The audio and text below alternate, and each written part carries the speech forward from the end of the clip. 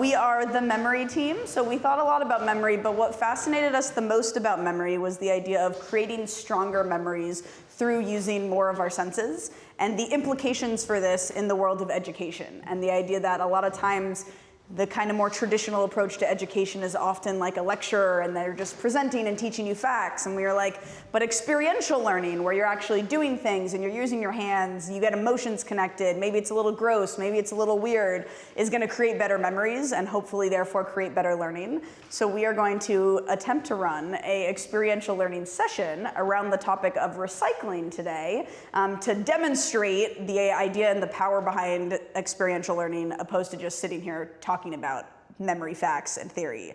So we're gonna start us off right away with getting our senses and our body moving. So we're gonna do what we call a shakedown in the theater world. So what's gonna happen is we're gonna count from 1 to 8. We're gonna start with our one arm, then the other arm, then the other leg, then the other leg, and we're gonna do it a couple times. So we're gonna go to 8, then to 4, then to 2, then to 1. If it doesn't make sense, you'll see us doing it, it'll make sense as we go. So ready, we're gonna count 1, 2, 3, 4, 5, 6, 7, 8. 1, 2, 3, 4, 5, 6, 7, 8. 1, 2, 3, 4, 5, 6, 7, 8. 1, 2, 3, 4, 5, 6, 7, 8. 1, 2, 3, 4. 1, 2, 3, 4. 1, 2, 3, 4. 1, 2, 3, 4. 1, 2, 1, 2, 1, 2, 1, 2, 1, 1, 1, 1, 1, woo! The rhythm of life is a continuous cycle of birth, growth, return to the earth, and rebirth. From the sprouted apple tree to its fruit bearing on trees and then falling into the soil, everything in nature follows a circular choreography. We too mirror this cycle. No Anthropocene intervention has severed the natural process of living, returning, and being reborn. In Hinduism and Buddhism, this cycle is called samsara. In ancient Greek, this was called metempsychosis. But with the dawn of Capitalocene era, a rupture occurred. Non-degradable materials misaligned with nature's cycles introduced a yielding and a linear system. These materials are created and consumed and never really disappear.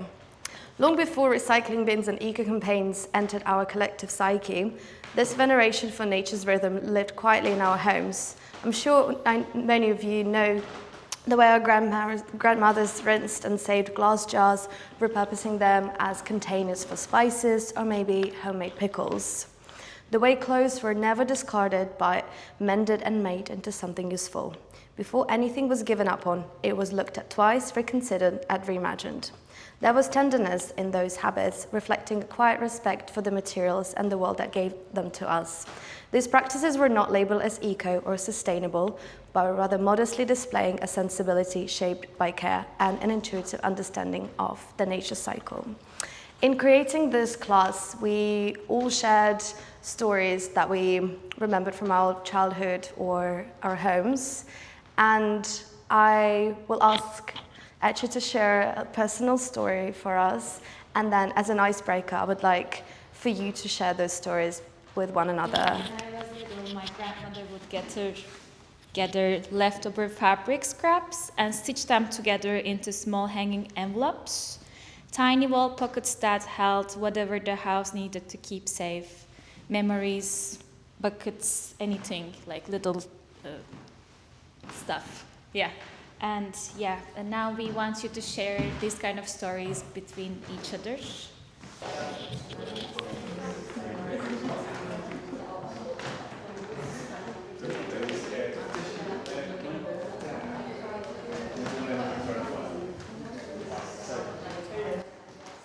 Pick a table, any table.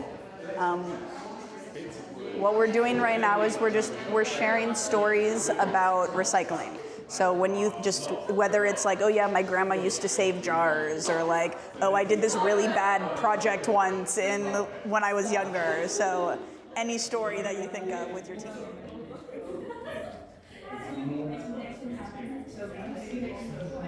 Either of these tables that would be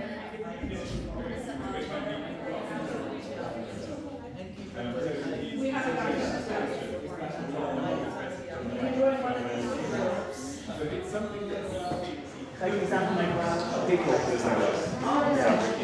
It seemed like everyone was really engaged with their memories and connecting back on storytelling. Now we're gonna play a little game, and it's gonna be a little competitive because I think that makes it more fun. So the first thing you need to do is come up with a team name with your table mates. Team name. You got like 30 seconds. Just make it fast. Make it fast. What's your team name? Team name over here. What's your team? What was it? Black ball. Confusing. Glass jars. You're going to have 2.5 minutes. So this is a speed game. 2.5 minutes to sort your items into 3 piles. Recycle, can't recycle, or you can recycle this, but you can't recycle it at home, because there are some objects that they can be recycled, but maybe not at your own home. And what we're actually gonna do though is you're gonna play the game with the objects in your table, and then we're gonna be getting an opportunity to go around to each table.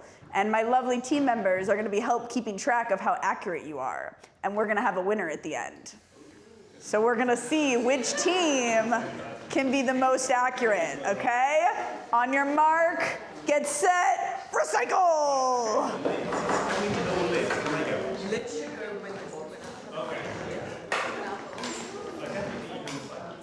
And if you guys, let's just have like one of you stay with each team, but maybe have a piece of paper or your phone so you can help check and score. And time, step away from your table. Okay. Team members, when you feel like you've done your count, you know for your group. Everybody else, we're gonna rotate clockwise. We're gonna rotate clockwise. Yep, so your team is gonna all move to a new table. New items. I guess we should have mixed it up. Maybe close our eyes and we can mix up the items again if you feel like you've counted. Mixing it up a little. Yeah. Can you go to the next slide for us? So what we also want to acknowledge, right, is that, oh, sorry, don't go to the next slide yet, my bad. I skipped ahead. Ignore what you see. We never said you couldn't use your phone. So if you're like, oh, we're not sure about an item, hey, so we're gonna try second round, new table, ready, set, go.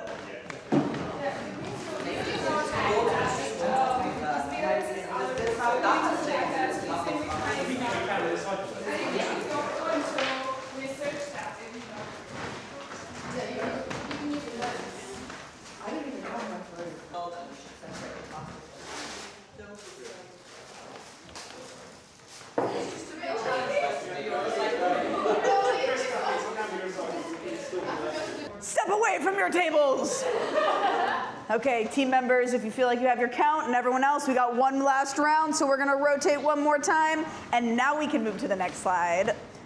So we wanted to acknowledge, right, that part of the challenge sometimes is even when you use your phone, right, even when you use your phone, there's often like so many different places to look, or like you take so much time. So this time, this last round, here's a fun, nice little resource that we found. It's amazing because not only does it tell you if things can be recycled, but if they cannot be recycled at home, you can also put in your not your zip code, they call it a postcode here, postcode. They've corrected me before on this one. And then it'll also give you where the nearest place is that you actually can recycle it. So it's an awesome resource that we found that we wanted to share all with you and hopefully take it away so that it saves you a little time. So now going into this last round, it should be amazing because you even have like a cheat sheet with you. So last round, on your mark, get set, recycle. Recycle bottle caps, there's one follow specific instructions. Plastic bottles leave the cap on. Good work by all teams, I'm gonna let you guys figure out the final tally of who won while we do a little quick debrief. So what were some of the things that were maybe getting us tripped up more than others? What did we have to think about, or what did we feel like we were like, oh, I knew this one? Multiple parts, yeah. Plastic things, like wrappers and crisp packets, those kind of things. So didn't know about those. And also, I had sort of existential crisis about bottle caps. Bottle caps. Yeah. And also the bottle which has some liquid in that.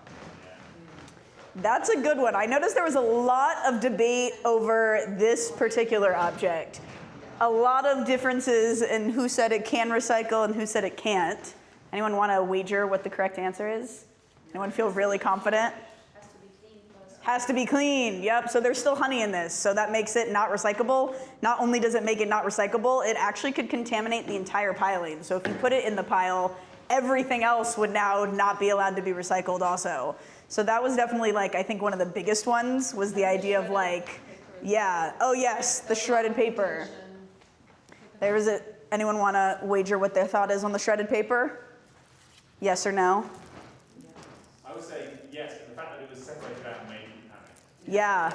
So the shredded paper, if paper, this one is probably even more confusing, but if you have like a whole bag of shredded paper, for example, the paper is actually too small, so it can't be recycled again. So it's actually non-recyclable unless you have like a specific place that like what they do is take shredded paper. So it's another one of the kind of trickier ones. So I think a big part of why we wanted to provide you guys with the resource was because what we found was that it was actually really hard. And there's a lot of labels, especially with plastic. There was like 10 different types of plastic. So the idea of being like, oh, learn these labels and then you know is just not accurate. You're not gonna just memorize all the labels and know every time.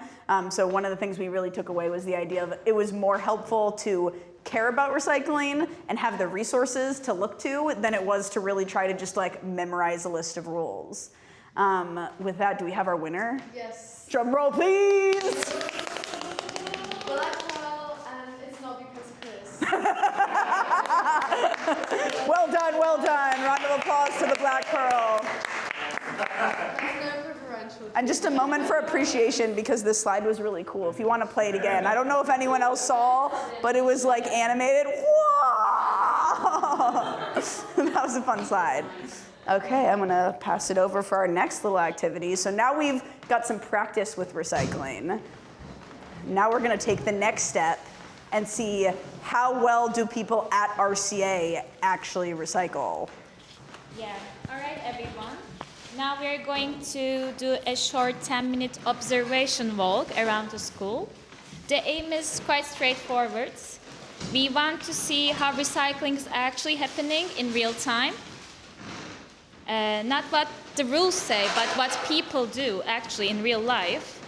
You all have a small pamphlet. You can take it from, okay, you already have it, great.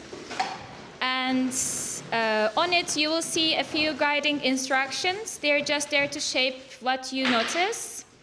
And as you walk, take photos of the recycling bins, anything that catches to your attention, a misplaced item, an overflowing bin, something confusing, something done really well, anything surprising. And there is no right or wrong, just go with the flow. Yeah, so you can walk anywhere you want. Oh, I'm so sorry.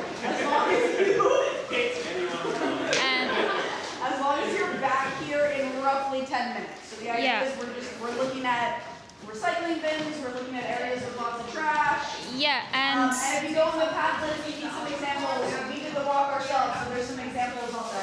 also, like, there is a QR code on the pamphlet for Padlet as well, so you can upload your photos there as well. And there are some questions there, like, are people recycling correctly? What seems to be the most common mistake? Which bins are being used and which ones are ignored around the school? And what new questions come up when you look closely? And all right, let's spread out and begin. You have 10 minutes again. See you in 2:35. Yeah.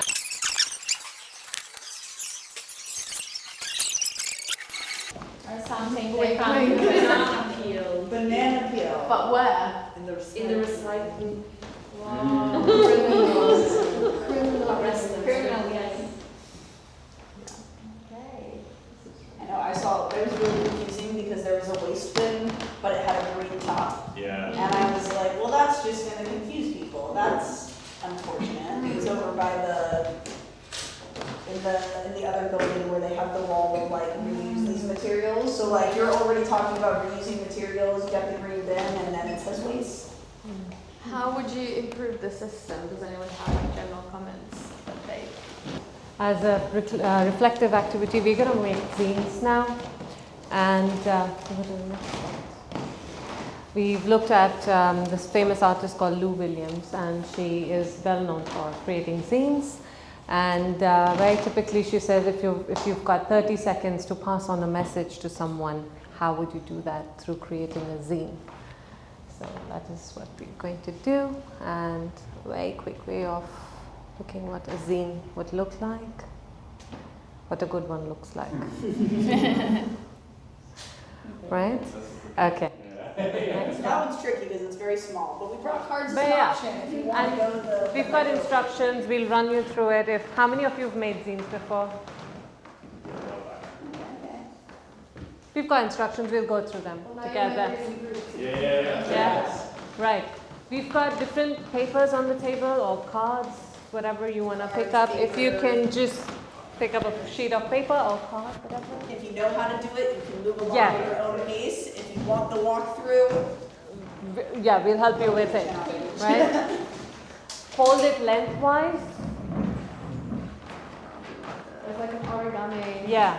And then you fold it in half again. long way. Yeah.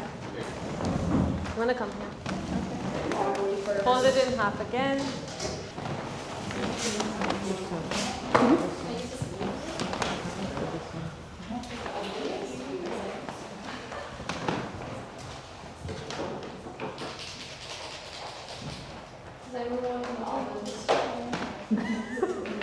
You really want someone to use that almond. You can make one if you would like. I already folded up the piece of paper. Okay.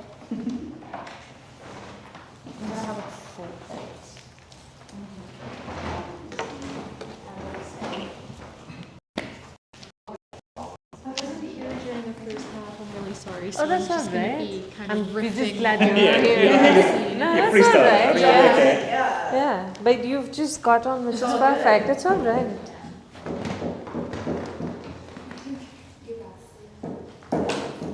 It's the advantage of lots of separate activities. Just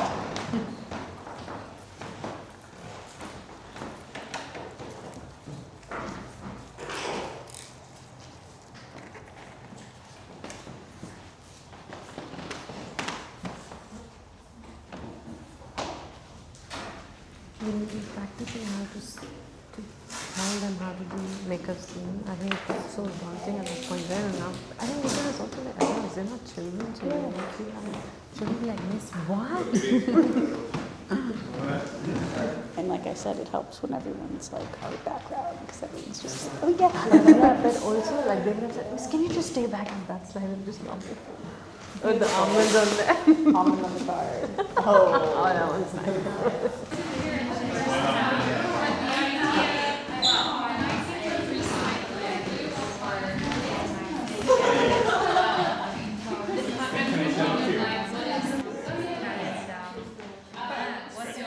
So, the thing I try to think about is that actually all of the information, I've walked past things many thousands of times and never known what the right thing is. And the earlier exercise demonstrates how easy it is to find that. And then I wanted to do this thing like in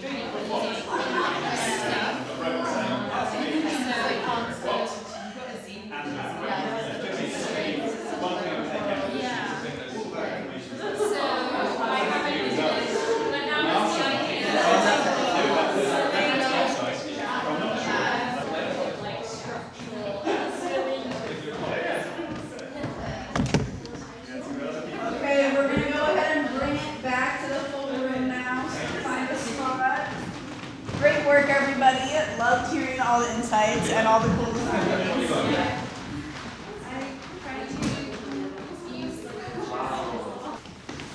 Okay, we're gonna bring it back. We're gonna just close off with bringing it back because I know we've talked about recycling for the last like 40 minutes. So kind of doing that meta moment of bringing it back to, oh yeah, this was about memory and experiential learning and education. So we're gonna wrap up just a little bit about some of the theories that we pulled from. Okay, thank you, Anya. So thank you, every guys. So maybe before we finish, I will quickly to explore that how did this workshop connect to the 5 layers of memory in our pyramid.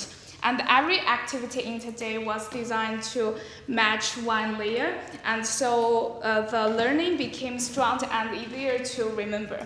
So the first we have a personal storytelling that is in the layer 1 and 2, and storytelling will give our sensory triggers, and you are learning, imagined, and felt something. It's also an emotional labels. That's a 2 layers help your brain pay attention and open the door for deep learning.